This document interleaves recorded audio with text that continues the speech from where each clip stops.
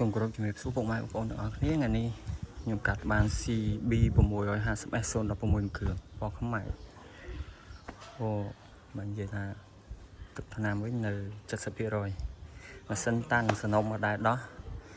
លេងគ្រឿងគួសមមានកាតាប៊ូកបោនខ្សែទីធានាមចិត្តមកជុំខ្វះតែប្រមាណគ្រាប់ទេកញ្ចក់ចុងដៃប្រាំងអង្គយ៉ាលេងដៃចកោតលេងហើយស៊ីម៉ាំងអេរ៉ូហើយកជុំកម្លាំងនេះបងប្អូនមាន slider ហើយនិយាយរួមវាលេងគ្រឿងលេងគួរសមដែរក៏បាំងខ្យល់ក៏លេងហើយនិយាយរួមទៅវាស្អាតច្រើនតោនេះស្បកកង់អីនៅថ្មីតែដូរហើយស្អាតក្រាស់មុខ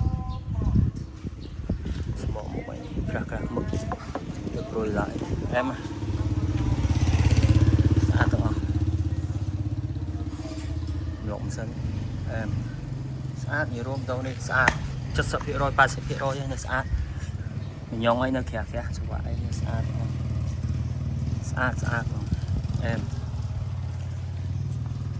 បងប្អូនមានចំណាប់អារម្មណ៍អាចតាក់ទងឆាកសួរបាន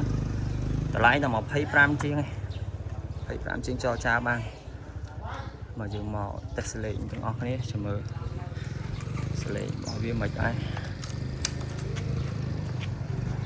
ប្រព័ន្ធភ្លើងអីនៅដំណើរការទាំងអស់បងប្អូនធានាប្រព័ន្ធភ្លើងអែមអូខេភ្លើងអែមទាំងអស់ដាស្អាតទៅយើងតេស្តលេងអស់គ្នា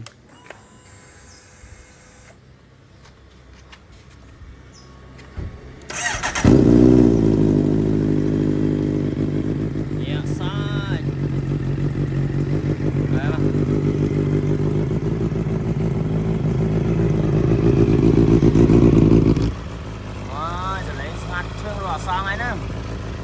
ngon bà sơn vào bên này sạch sơn em à